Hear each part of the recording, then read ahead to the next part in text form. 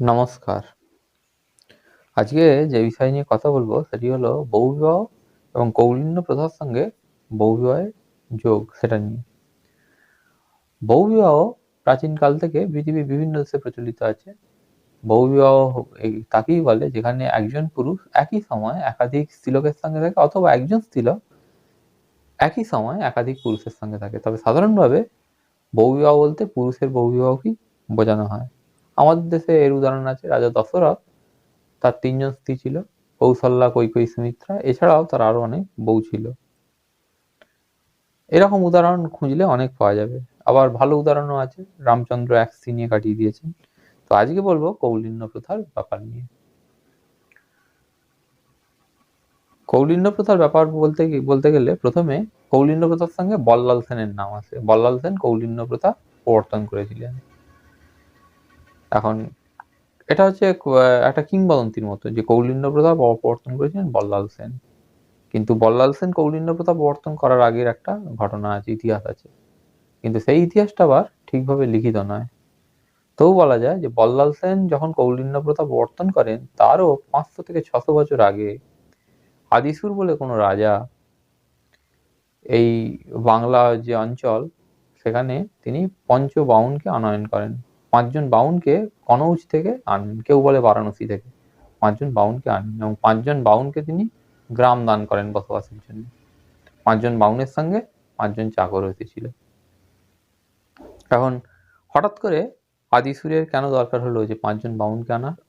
আদিসুর নিজের ব্যক্তিগত প্রয়োজনে 5 জন বাউনকে আনিয়েছিলেন। তিনি প্রথমে এদেশের যে পুরনো বাউন তাদেরকে ডাকেন, ডেকে বলেন যে পুত্রেষ্টি যজ্ঞ করতে হবে। তার ছেলেপুলে নেই, পুত্রেষ্টি যজ্ঞ করলে হবে। কিন্তু সেই বাউনের দল জানিয়ে দেয় পুত্রেষ্টি যজ্ঞ করতে তারা অপারগ। কারণ ওই বৌদ্ধদের সঙ্গে থেকে থেকে তারা বেদের কাজকর্ম, বৈদিক কাজকর্ম শুধু পড়লেই তো হয় না, প্র্যাকটিক্যাল কাজকর্মের ব্যাপার থাকে, সেই সব জিনিস তারা পারবে না, জানে না। তাই তারা সরে যায়। তখন রাজা কনৌজ থেকে এই 5 জন বাউনকে আদিসুর নিয়ে আসেন। 5 জন বাউন যখন আসে তখন রাজা অন্দরমহলে ছিলেন। এখানে একটা গল্প আছে ছোট্ট গল্প। তো 5 জন বাউন যখন এসে পৌঁছন তারা ঘোড়ার পিঠে এসেছিলেন এবং তাদের আচার পোশাক আশাক দেখে খানিকটা যে কেউ দেখলে তাদের একটু সন্দেহ হবে এরা বাউন কিনা। তারা ধুতিটাকে পরেছিল অনেকটা লুঙ্গির মতো করে, আর মুখে পাঞ্চি ছিল।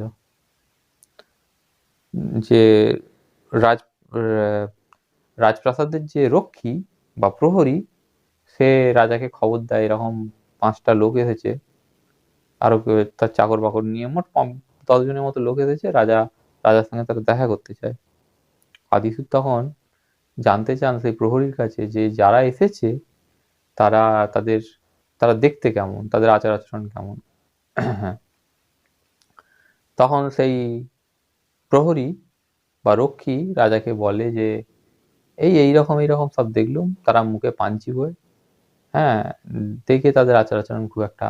তখন রাজা বলে যে তাদেরকে বলো একটু অপেক্ষা করতে, আর আমি আমার কাজকর্ম শেষ করে তারপর দেখা করব। সেই রক্ষী গিয়ে সেই লোক যে পঞ্চবাউন এসেছে তাদেরকে বলে যে আপনাদের দাঁড়াতে বলেছে রাজা, রাজা তার কাজ শেষ করে তারপর আসবে। এখন হয় কি, 5 জন বাউনের মধ্যে একজন যে সামনে ছিল সে তার কমণ্ডলু থেকে শান্তিবাড়ি ওই রাজবাড়ির গেটের দিকে ছোঁড়ে। রাজবাড়ির গেট ছিল হচ্ছে কাঠের গেট।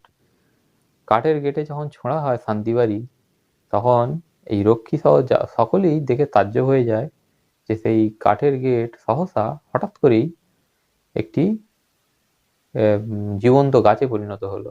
তাতে পাতা গজালো, তাতে ফুল এলো। এই চমৎকার ঘটনা দেখে রক্ষী ছুটে যায় রাজার কাছে, গিয়ে বলে যে মহারাজ, যা দেখেছি তা সত্যি 5 জন বামুন বিরাট ক্ষমতাবান, আপনি দেখবেন চলুন কি হয়েছে। রাজা সব শুনে তাড়াতাড়ি করে আসে এবং মাথা নিচু করে প্রণাম পূর্বক তাদের রাজা এই 5 জন বামুনকে ভেতরে নিয়ে যায় এবং তাদেরকে রাজামশাই ওই সোনা কথার উপরই তাদের আর ক্ষমতার পরীক্ষার দরকার নেই, 5টা গ্রাম তাদেরকে দিয়ে দেন বসবাসের জন্য। তাদেরকে বলেন যে তিনি কি কাজের জন্য তাদেরকে নিয়ে এসেছিলেন। এই 5 জন বাউন হলো ভট্টনারায়ণ, দক্ষ, ছান্দর, শ্রীহর্ষ, বেদগর্ভ। এদেরকে যে গ্রামগুলো তিনি দিয়েছিলেন সেগুলো হলো পঞ্চকোটি, কামকোটি, হরিকোটি, কাঞ্জিগ্রাম এবং বটগ্রাম। এই 5 জন বাউনকে এগুলো দেন। এদের যে চাকররা এসেছিল সেগুলো হচ্ছে দশরথ, মকরন্দ, বিকট, কালিদাস, পুরুষোত্তম। এখন এই যে চাকর, এদেরকেও তিনি বসা থাকার জন্য কিছু গ্রাম টাম করে দেন। তাদের আর গ্রামের কি দরকার, তারা এই বাউনদের সঙ্গে থাকার ব্যাপার আছে। এখন চিরকালই বামুন আর কায়েত এদের মধ্যে, বা বামুন আর ক্ষত্রিয় এর মধ্যে তীব্র বলবো নি, খানিকটা চাপা একটা রেষারেষির সম্পর্ক আছে। এটা বল্লাল সেন যখন কৌলিন্য প্রথা প্রবর্তন করেন সেই জায়গাতে এসে বলবো। এখন যাই হোক, এইগুলো এইরকম ভাবে দেন। তারপর তাদের দিয়ে রাজা পুত্রেষ্টি যজ্ঞ করান, যে কাজের জন্য তাদের ডেকেছিলেন সেটা করেন, এবং রাজার ছেলেও হয়। এরপরে ইতিহাস হচ্ছে অদৃশ্য হয়ে গেল, ইতিহাসে আর এর কিছু ব্যাপার নেই। এরপর আসছে বল্লাল সেনের সময়। বল্লাল সেন এই বাউনদেরকেই, এই যে 5 জন বাউন, এদেরকে তিনি কৌলিন্য মর্যাদা দেওয়ার কথা ভাবেন, কুলীন করবেন বলে এটা ঠিক করেন। কেন হঠাৎ করে বল্লাল সেন এরকম মনে হলো কেন? কারণ সেই সময় বৌদ্ধ ধর্মের প্রভাবে এদেশের যে প্রচলিত যে বাউন, তারা অনেক কিছুই বেদবিহিত যে কাজকর্ম সেগুলো ভুলে গিয়েছিল। ওই যে আদিসুরের সময় যে জিনিসটা হয়েছিল একই জিনিস এবারে, বেদবিহিত কাজ ভুলে গিয়েছিল। রাজা মনে করেছিলেন এই যে বাউন, এদেরকে যদি মর্যাদার সঙ্গে প্রতিষ্ঠিত করা যায় তাহলে এদের দিয়ে লোক কাজ করাবে, আমিও কাজ করাবো, এবং সমাজে একটা সুন্দর পরিবেশ তৈরি হবে। অর্থাৎ এরা যদি ভালো হয়, এদের দ্বারা দৈব কাজকর্ম অনেক ভালোভাবে হবে, অর্থাৎ লোক ঠকবে না। সেই জন্য তিনি এই বাউনদেরকে কৌলিন্য প্রদান করবেন বলে ভাবেন। কিন্তু কৌলিন্য প্রদান করবেন বললেই এই জিনিসগুলো সহজ? যতদিনে যখন আদিসুর এদেরকে গ্রাম দিয়েছিলেন ততদিন থেকে বল্লাল সেনের সময় পর্যন্ত এই বাউনরা বংশবৃদ্ধি করে 5 জন বাউন থেকে 56 ঘরে পরিণত হয়েছে। এখন 5 জন বাউন তো এসেছিল, তাহলে তারা এই যে বংশবৃদ্ধি করলো কি করে? দুটো মত আছে। এক হচ্ছে তারা এই দেশেরই মেয়ে, এই যে পুরনো বাউন ছিল তাদের মেয়েকে বিয়ে করে বংশবৃদ্ধি করেছে, অথবা বলা হয়ে থাকে ওই কানককুব্জ থেকে তাদের বউরাও এখানে চলে আসে, সেইখান থেকে এদের বংশবৃদ্ধি হয়। মতটা যাই হোক, এ নিয়ে কোনো এগুলো সম্পর্কে কিছুই সেভাবে জানা যায় না। তো এদের 56 ঘর হয়। রাজা এই 56 ঘরের প্রধানকে ডেকে পাঠান। যাকে দিয়ে ডাকতে পাঠান তাকে বলে দেন, রাজা বল্লাল সেন বলে দেন যে ওদেরকে বলবে ওরা যেন নিত্যক্রিয়া সমাপন করে তবে আমার সঙ্গে দেখা করে। বাউনের নিত্যক্রিয়া হয়, অর্থাৎ বাউনের নিত্যক্রিয়া হচ্ছে এরকম: সকালবেলা উপাস্য দেবতার পুজো করে, স্নানপূর্বক পুজো করে তারপর সে বাউন বেরোয় বাড়ি থেকে। একটা সময় এরমই হতো। তো সেইটাকে বলে বাউনের নিত্যক্রিয়া। তো সেই নিত্যক্রিয়া সমাপন করে যেন তারা আসে। তো পরের দিন যেদিন আসার সময়, সেদিন দেখা গেল এক প্রহরে একদল বাউন এলো। এক প্রহর মানে হচ্ছে বেলা 9টার সময়, সকাল 9টার সময় একদল লোক এলো, একদল বাউন এলো। বেলা 1:30 প্রহরে অর্থাৎ 11টার সময় একদল বাউন এলো। আর বেলা 2:30 প্রহরে অর্থাৎ 2টোর সময় একদল লোক এলো, একদল বাউন এলো। তো রাজা এই বাউনদেরকে কৌলিন্য প্রদান করার ক্ষেত্রে যারা শেষে এসেছিল, অর্থাৎ যারা 2:30 প্রহরে বা 2টোর সময় এসেছিল, তাদেরকে তিনি করেন মুখ্য কুলীন। মুখ্য কুলীন। আচ্ছা, এইটা বলার আগে বলে রাখি, কেন হঠাৎ করে এই কৌলিন্য প্রথার ব্যাপারটা কি, কুলীন কাকে বলে এটা বলার দরকার আছে।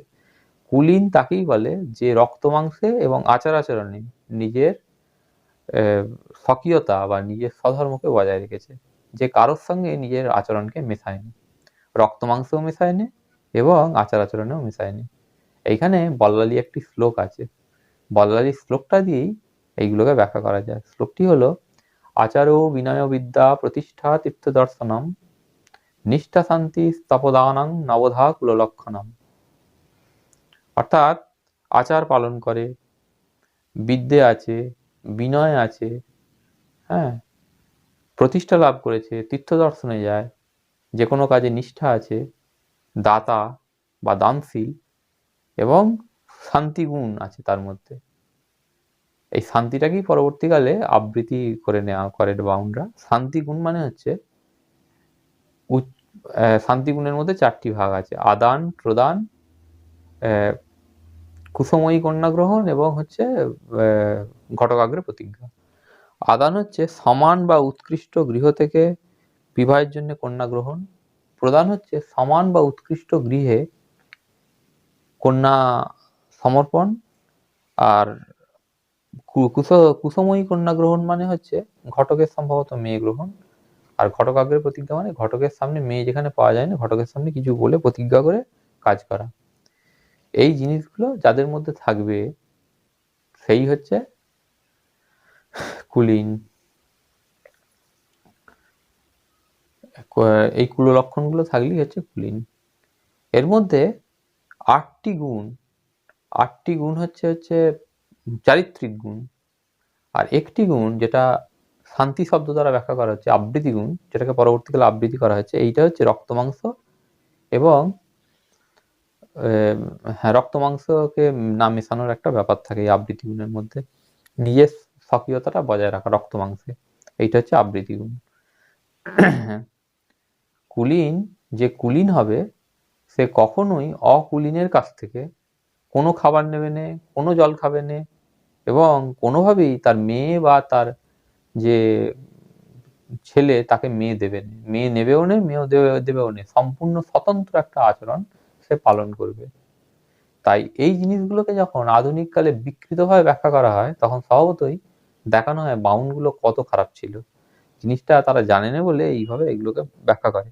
এটার জিনিসটা হচ্ছে এইরকম, কুলীনের অর্থই হচ্ছে কুলীন যে হবে সে কোনোভাবেই অকুলীনের কাছ থেকে কোনো রকম জল খাবার এবং সে তার মেয়েও নেবে না, তার ছেলেকে মেয়েও দেবে না। কৌলিন্য প্রথার নিয়মটাই হচ্ছে এইটা। কিন্তু এই যে যারা কুলীন, যাদেরকে বল্লাল সেন কৌলিন্য প্রদান করতে যাচ্ছেন, তাদের মধ্যে ওই যে যারা শেষে এসেছিল তাদেরকে তিনি মুখ্য কুলীন বলে আখ্যায়িত করলেন। বল্লাল সেন জানতেন যে বাউন যদি নিত্যক্রিয়া সমাপন করে আসে তাহলে তার সময় লাগবে।